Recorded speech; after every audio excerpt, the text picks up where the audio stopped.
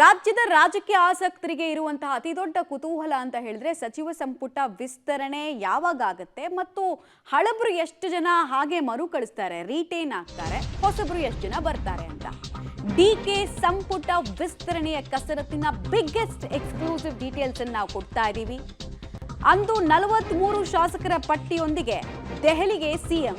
ಈ ಬಾರಿ ಸಿಎಂ ಮತ್ತು ಮಾಜಿ ಸಿಎಂ ಇಬ್ಬರೂ ಸೇರಿ 29 ಶಾಸಕರ ಪಟ್ಟಿಯನ್ನ ಸಿದ್ಧಪಡಿಸಿದ್ದಾರೆ. ಡಿಕೆ ಶಿವಕುಮಾರ್, ಸಿದ್ದರಾಮಯ್ಯ ದೆಹಲಿಗೆ ಕೊಂಡೊಯ್ದ ಶಾಸಕರ ಪಟ್ಟಿಯ ಡೀಟೇಲ್ಸ್ ಅನ್ನ ನಾವು ಕೊಡ್ತಾ ಇದ್ದೀವಿ. ಯಾರಿಗೆ ಇದರಲ್ಲಿ ಜಾಕ್ಪಾಟ್ ಹೊಡಿಬಹುದು ಅಂತ. ವರಿಷ್ಠರ ಅಂಗಳದಲ್ಲಿ ಪಟ್ಟಿ ಇದೆ.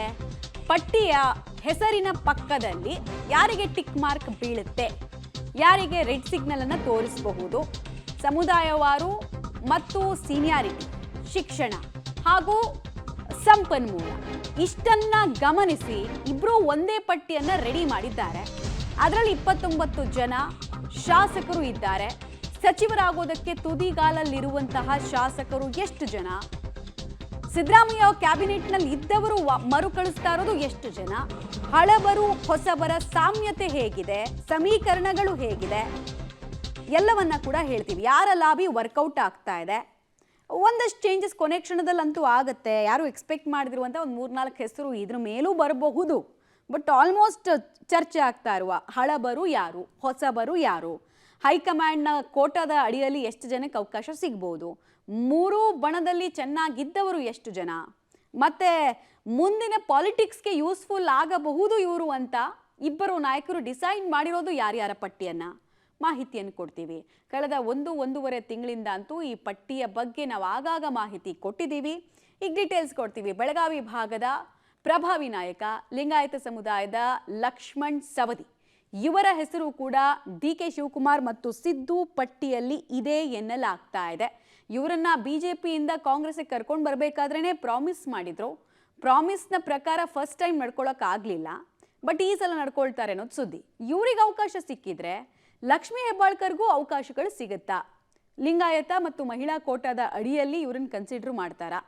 ಹಾಗಾದ್ರೆ ಒಂದೇ ಸಮುದಾಯಕ್ಕೆ ಎಷ್ಟು ಪ್ರಾತಿನಿಧ್ಯತೆ ಕೊಡಬಹುದು?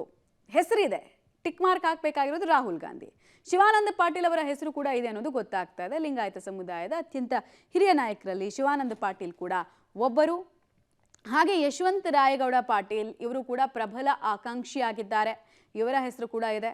ಅಪ್ಪಾಜಿ ನಾಡಗೌಡ, GS ಪಾಟೀಲ್, SS ಮಲ್ಲಿಕಾರ್ಜುನ್, ಇಷ್ಟೂ ಜನರ ಹೆಸರನ್ನ ಕೊಟ್ಟು ಬಂದಿದ್ದಾರೆ. ಸೊ ಎದುರುಗಡೆ ಇರೋದು, ಇವರು ಎದುರುಗಡೆ ಅಪೋಸಿಷನ್ ಇರೋ ಪಾರ್ಟಿ ಲಿಂಗಾಯತ ಪ್ರಾತಿನಿಧ್ಯದ ಬಾಹುಳ್ಯದ ಪಾರ್ಟಿ ಆಗಿರೋದ್ರಿಂದ ಲಿಂಗಾಯತರಿಗೆ ಎಷ್ಟು ಅವಕಾಶಗಳು ಸಿಗುತ್ತೆ ಅಂತ. ಯಾಕಂದ್ರೆ ವಿಜೇಂದ್ರ ಯಾವ ಕಾಸಿಗೆ ಸಂಬಂಧಪಟ್ಟವರು, ವೀರಶೈವ ಲಿಂಗಾಯತರು. ಹೀಗಾಗಿ ಇಲ್ಲಿ ಎಷ್ಟು ಜನರನ್ನ ಹಾಕಿ ಬ್ಯಾಲೆನ್ಸ್ ಮಾಡ್ತಾರೆ ಅನ್ನೋದು ಕುತೂಹಲ. ಎರಡನೇದು, ಒಕ್ಕಲಿಗ ಸಮುದಾಯಕ್ಕೆ ಎಷ್ಟು ಪ್ರಾತಿನಿಧ್ಯತೆ ಸಿಗುತ್ತೆ ಕ್ಯಾಬಿನೆಟ್ನಲ್ಲಿ ಅಂತ.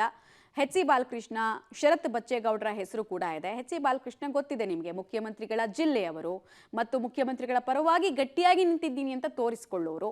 ಚಲುವರಾಯಸ್ವಾಮಿ ಹಿಂದೆ ಮಿನಿಸ್ಟರ್ ಆಗಿದ್ರು, ಈ ಸಲ ಕೂಡ ಅವಕಾಶವನ್ನು ಬಯಸಿದ್ದಾರೆ ಒಕ್ಕಲಿಗರು. ಶಿವಲಿಂಗೇಗೌಡರು ಇವ್ರನ್ನ ಫಸ್ಟ್ ಕರ್ಕೊಂಡು ಬರಬೇಕಾದ್ರೇ ಪ್ರಾಮಿಸ್ ಮಾಡಿ ಇವ್ರನ್ನೂ ಕರ್ಕೊಂಡು ಬಂದರು ಅಂತ ಹೇಳಲಾಗತ್ತೆ.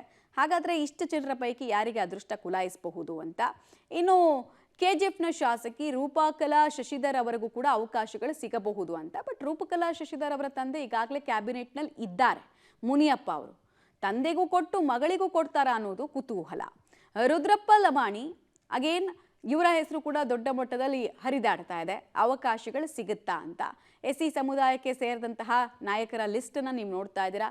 ಬಸವಂತಪ್ಪ ಕೂಡ, ಅವರ ಹೆಸರು ಕೂಡ ತೇಲಿ ಬಿಡಲಾಗಿದೆ. ಶಿವಣ್ಣ ಅವರ ಹೆಸರನ್ನ ಕೂಡ ಪಟ್ಟಿಯಲ್ಲಿ ಸೇರಿಸಲಾಗಿದೆ. ಆನೇಕಲ್ ಕ್ಷೇತ್ರದ ಶಾಸಕರು.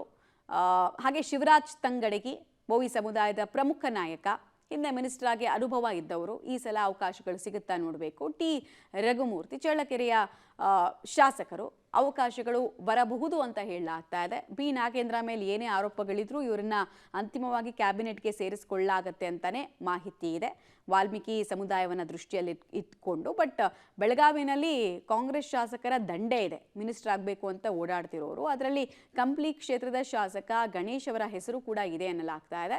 ರಿಜ್ವಾನ್ ಅರ್ಷದ್, ಶಿವಾಜಿನಗರ ಕ್ಷೇತ್ರದ ಶಾಸಕರು, ಮುಸ್ಲಿಂ ಲೀಡರ್ಸ್ನ ಪೈಕಿ ಯಂಗ್ಸ್ಟರ್, ಅವಕಾಶ ಸಿಗುತ್ತಾ ಅನ್ನೋದನ್ನು ನೋಡಬೇಕಾಗತ್ತೆ. NA ಹ್ಯಾರಿಸ್ ಅವರು ಕೂಡ ಅವಕಾಶದ ಬಾಗಿಲಿಗೆ ನಿಂತಿದ್ದಾರೆ. ಅವಕಾಶಗಳು ಸಿಗಬಹುದಾ ಗೊತ್ತಿಲ್ಲ. ಶಾಂತಿನಗರ ಕ್ಷೇತ್ರದ ಶಾಸಕರು 3-4ಕ್ಕೂ ಹೆಚ್ಚು ಬಾರಿ ಗೆದ್ದಿದ್ದಾರೆ. ಎನೇ ಹ್ಯಾರಿಸ್ ಇಲ್ಲಿ ಮುಸ್ಲಿಂ ಕೋಟಾದ ಅಡಿಯಲ್ಲಿ ವಿಪರೀತವಾದಂತಹ ಕಾಂಪಿಟೇಷನ್ ಕೂಡ ಇದೆ. ಜಮೀರ್ ಅಹಮದ್ ಖಾನ್ ಬೆಂಗಳೂರಿನ ಪಾಪ್ಯುಲರ್ ಮುಸ್ಲಿಂ ಲೀಡರ್, ಬೆಂಗಳೂರು ಮಾತ್ರ ಅಲ್ಲ ರಾಜ್ಯದ ಪ್ರಭಾವಿ ಮುಸ್ಲಿಂ ಲೀಡರ್ ಕೂಡ ಹೌದು. ಬಟ್ ತಮ್ಮದೇ ಆದಂತಹ ಸಮಸ್ಯೆಯಲ್ಲಿ ಸಿಕ್ಕಾಕೊಂಡಿರುವಂತಹ ಜಮೀರ್ರಿಗೆ ಪುಷ್ ಕೊಡೋರು ಯಾರು ಅನ್ನೋದನ್ನ ನೋಡಬೇಕಾಗುತ್ತೆ. ಡೀಟೇಲ್ಸ್ ಕೊಡ್ತಾರೆ ಸುಕೇಶ್. ಈಗ ನಾವೊಂದು ಪಟ್ಟಿಯನ್ನು ತೋರಿಸ್ತಾ ಇದ್ವಿ, 29 ಶಾಸಕರ ಪಟ್ಟಿ ಸಿದ್ಧವಾಗಿದೆ ಅಂತ ಹೇಳ್ತಾ ಇದ್ವಿ. ಇದರಲ್ಲಿ ಯಾರ್ಯಾರಿಗೆ ಟಿಕ್ ಮಾರ್ಕ್ ಸಿಗುತ್ತೆ ರಾಹುಲ್ ಗಾಂಧಿ ಅವರ ಕಡೆಯಿಂದ, ಏನೇನು ಆಲೋಚನೆ ಕಸರತ್ತುಗಳು ಅಂತಿಮ ಕ್ಷಣದಲ್ಲಿ ನಡೀತಾ ಇದೆ ಅಂತ? ಪ್ರಮುಖವಾಗಿ ಈಗ ಒಂದು 29 ಶಾಸಕರ ಪಟ್ಟಿ ಸಿದ್ಧವಾಗಿದೆ. ಅದರಲ್ಲಿ ಸುಮಾರು 9 ಜನ ಮಾಜಿ ಸಚಿವರುಗಳಿದ್ದಾರೆ. ಅಂದ್ರೆ ಕಳೆದ ಬಾರಿ 11 ಏನಿತ್ತು ಅದರಲ್ಲಿ ಒಂದು ಮೈನಸ್ ಆಗಿ 8 ಇತ್ತು, ಮತ್ತು ಕಳೆದ ಬಾರಿ ಕೈ ಬಿಟ್ಟಿದ್ದ ಮಾಜಿ ಸಚಿವರೊಬ್ಬರು ಅಡಿಷನಲ್ ಆಗಿ ಸೇರಿ 9 ಆಗಿದೆ. ಎಲ್ಲ ಸೇರಿ 29. ಆದ್ರೆ ಇದೇ ಅಂತಿಮ ಅಲ್ಲ. ಮಲ್ಲಿಕಾರ್ಜುನ್ ಖರ್ಗೆ ಅವರ ಮನಸ್ಸಲ್ಲಿ ಒಂದು 2-3 ಹೆಸರುಗಳು ಪ್ರತ್ಯೇಕವಾಗಿದ್ರೆ ಅದು ಖಂಡಿತ ಪ್ರಮುಖವಾಗಿ ಚರ್ಚೆಗೆ ಬರುತ್ತೆ. ಇನ್ನು ಮಾಜಿ ಮುಖ್ಯಮಂತ್ರಿ ಸಿದ್ದರಾಮಯ್ಯ ಅವರು ಕೂಡ ಅಡಿಷನಲ್ ಆಗಿ ಒಂದು 2-3 ಹೆಸರು ಅಥವಾ ಯಾವ್ದಾದ್ರು 1-2 ಹೆಸರುಗಳಿಗೆ ಬಿಗಿ ಪಟ್ಟನ್ನ ಹಿಡಿದ್ರೆ ಮತ್ತೆ ಅಲ್ಲಿ ಬದಲಾವಣೆಗಳಾಗೇ ಆಗುತ್ತೆ. ಕನಿಷ್ಠ ಈ ಲಿಸ್ಟ್ ನ ಹೊರತಾಗಿ ಕೂಡ ಒಂದು 3-4-5 ಹೆಸರುಗಳು ಹೊಸದಾಗಿ ಸೇರ್ಪಡೆ ಆದ್ರೂ ಕೂಡ ಅಚ್ಚರಿ ಪಡಬೇಕಾಗಿಲ್ಲ. ಆದ್ರೆ ಅಂತಿಮವಾಗಿ ಕಳೆದ ಬಾರಿ ದೆಹಲಿಗೆ ಹೋಗುವ 43 ಶಾಸಕರ ಪಟ್ಟಿಯೊಂದಿಗೆ ಹೋಗಿದ್ರು ಎನ್ನುವುದು ಸಿಎಂ ಮಾಜಿ ಸಿಎಂ. ಈ ಬಾರಿ ಅದನ್ನ ಒಂದು 13-14 ಹೆಸರುಗಳನ್ನ ಶಾರ್ಟ್ ಮಾಡಿಕೊಂಡು, ಅಂದ್ರೆ ಕಟ್ ಆಫ್ ಮಾಡಲೇಬೇಕಾಗಿತ್ತು. ಹಾಗಾಗಿ ಅದನ್ನ ಮಾಡ್ಕೊಂಡು ತೆಗೆದುಕೊಂಡು ಹೋಗ್ತಾ ಇದ್ದಾರೆ. ಹಾಗಾಗಿ ದೆಹಲಿಯಲ್ಲಿ ಇವತ್ತು ರಾತ್ರಿ ನಡೆಯುವಂತ ಸಭೆ ಸಾಕಷ್ಟು ಪ್ರಾಮುಖ್ಯತೆಯನ್ನು ಪಡೆದುಕೊಳ್ಳುತ್ತೆ. ಈ ಲಿಸ್ಟ್ ಅಲ್ಲಿ ಬಹುತೇಕ 90% ಆದ್ರೂ ಕೂಡ ಅಡಿಷನಲ್ ಆಗಿ ಒಂದಷ್ಟು ಹೆಸರುಗಳು ಹೊರಗಡೆಯಿಂದ ಸೇರ್ಪಡೆ ಆಗುವಂತ ಸಾಧ್ಯತೆ ಇದೆ. ಹಾಗಾಗಿ 20 ಜನರ ಆಯ್ಕೆ ಪ್ರಕ್ರಿಯೆ ಸಂಪೂರ್ಣ ಮಾಡಿ ಮುಗಿಸಬೇಕು ಅನ್ನೋ ತೀರ್ಮಾನಕ್ಕೆ ಕಾಂಗ್ರೆಸ್ ಹೈಕಮಾಂಡ್ ಬಂದಿದೆ. ಈ ವಾರದೊಳಗಾಗಿ ಸಂಪುಟ ವಿಸ್ತರಣೆ ಮಾಡಬೇಕು ಅನ್ನೋ ಲೆಕ್ಕಾಚಾರದಲ್ಲಿ ಈ ಪಟ್ಟಿ ಕೂಡ ಸಿದ್ಧ ಆದಂತೆ ಕಾಣಿಸ್ತಾ ಇದೆ ಮಮತಾ.